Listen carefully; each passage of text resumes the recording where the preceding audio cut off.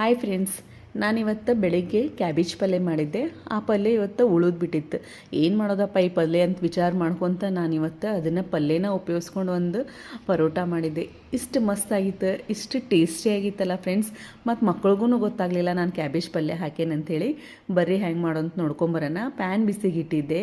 PAN ಬಿಸಿ ಆದಮೇಲೆ ಎಣ್ಣೆ ಹಾಕ್ಕೊಂಡು ಎಣ್ಣೆ ಚಲೋ ಕಾದ್ಮೇಲೆ ಅದಕ್ಕೆ ಜೀರಿಗೆ ಹಾಕೇನಿ ಮತ್ತು ಸಣ್ಣಗೆ ಹೆಚ್ಚಿದ ಉಳ್ಳಾಗಡ್ಡಿನ ಹಾಕೇನಿ. ಉಳ್ಳಾಗಡ್ಡಿ ಸ್ವಲ್ಪ ಕಲರ್ ಚೇಂಜ್ ಆದಮೇಲೆ ಇದಕ್ಕೆ ಅರಿಶಿನ, ಗರಂ ಮಸಾಲೆ ಮತ್ತು ಹವಿಜದ ಪುಡಿ, ಜೀರಿಗೆ ಪುಡಿ, ಕೆಂಪು ಖಾರದ ಪುಡಿ ಹಾಕ್ಕೊಂಡು ಚಲೋತ್ತಂಗೆ ಒಂದು ಸತಿ ಮಿಕ್ಸ್ ಮಾಡ್ಕೊಂಡೇನಿ.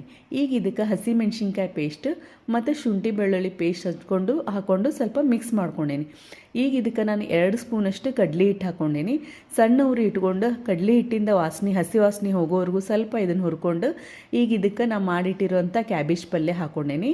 ನೋಡಿರಿ, ಕ್ಯಾಬೇಜ್ ಪಲ್ಯ ಹಾಕ್ಕೊಂಡಾಗ ಇದ್ರಾಗ ಕರಿಬೇವು ಎಲ್ಲ ದೊಡ್ಡ ಇತ್ತಲ್ಲ, ಅದನ್ನೆಲ್ಲ ನಾನು ತೆಗ್ದೇನೆ. ಅಂದ್ರೆ ಪರೋಟ ಲಗ್ಸುವಾಗ ನಮ್ಗೆ ಈಸಿ ಆಗಲಿ ಅಂತೇಳಿ ಒಂದು ಸತಿ ಚಲೋ ತಂಗಿ ಪಲ್ಯ ಹಾಕಿದ್ಮೇಲೆ ಮಿಕ್ಸ್ ಮಾಡ್ಕೊಂಡ್ಮೇಲೆ ನಾನಿಲ್ಲೇ ಬಟಾಟೆ ಹಾಕ್ಕೊಂಡೇನಿ. ಬಟಾಟಿನ ಬೇಯಿಸಿ ಸಿಪ್ಪಿ ತೆಗೆದು ಸ್ಮ್ಯಾಶ್ ಮಾಡಿ ಇಟ್ಟಿದ್ದೆ.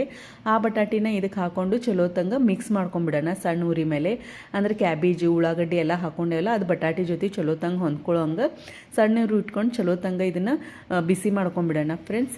ಈಗ ಇದಕ್ಕೆ ಸಣ್ಣ ಹೆಚ್ಚಿಟ್ಟಿದ್ದ ಕೊತ್ತಂಬರಿ ಹಾಕ್ಕೊಂಡು ಇದನ್ನು ಆರಾಕ್ ಬಿಟ್ಬಿಟ್ರೆ ನಮ್ದು ಬಟಾಟಿದು ಸ್ಟಫಿಂಗ್ ರೆಡಿ ಆಗೈತಿ. ನಾವೀಗ ಇದನ್ನು ಸೈಡಿಗೆ ಇಟ್ಕೊಂಡ್ಬಿಡೋಣ ಆರಕ್ಕೆ. ಮತ್ತು ನಾವಿಲ್ಲಿ ಚಪಾತಿ ಹಿಟ್ಟನ್ನು ಕಲ್ಸಕ್ಕೆ ತೊಗೊಳ್ಳೋಣ ಪರೋಟ ಮಾಡೋಕ್ಕೆ. ನೋಡಿರಿ ಫ್ರೆಂಡ್ಸ್, ಇದಂತೂ ರೆಡಿ ಆಯ್ತು. ನಾನೀಗಿಲ್ಲೇ ಗೋಧಿ ಹಿಟ್ಟು ತೊಗೊಂಡೇನಿ. ಇದಕ್ಕೆ ಉಪ್ಪು, ಸ್ವಲ್ಪ ಒಣ ಖಾರದ ಪುಡಿ, ಸಣ್ಣಗೆ ಹೆಚ್ಚಿದ ಕೊತ್ತಂಬರಿ ಹಾಕ್ಕೊಂಡೇನಿ.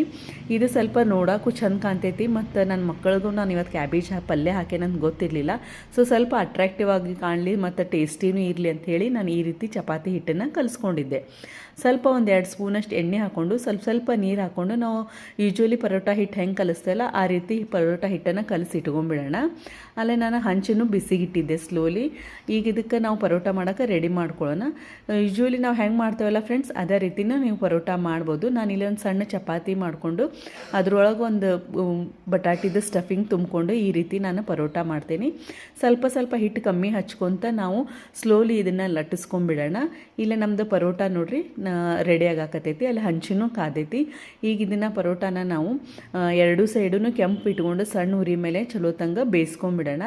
ಆದಷ್ಟು ಹಿಟ್ಟನ್ನು ಸ್ವಲ್ಪ ಕಮ್ಮಿ ಹಚ್ಕೊಳ್ಳೋಣ ಫ್ರೆಂಡ್ಸ್.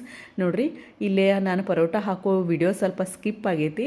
ನೋಡಿರಿ, ಇಲ್ಲೇ ಪರೋಟ ಎಷ್ಟು ಚಲೋ ಕೆಂಪುಗೆ ಭಾಳ ಟೇಸ್ಟಿ, ಭಾಳ ಚೆಂದಾಗಿತ್ತು, ಭಾಳ ರುಚಿನೂ ಆಗಿತ್ತು ಫ್ರೆಂಡ್ಸ್. ನೀವು ಟ್ರೈ ಮಾಡಿ ನೋಡಿರಿ ಫ್ರೆಂಡ್ಸ್ ಹೆಂಗಿತ್ತಂತ ಹೇಳಿ. ಮತ್ತು ಟೇಸ್ಟ್ ಹೆಂಗಿತ್ತಂತ ನನಗೆ ತಿಳಿಸ್ರಿ. ನಂಗೆ ಫಾಲೋ ಮತ್ತು ಸಬ್ಸ್ಕ್ರೈಬ್ ಮಾಡಿರಿ. ನನ್ನ ವಿಡಿಯೋ ನೋಡಿದ್ಕೆ ಥ್ಯಾಂಕ್ ಯು.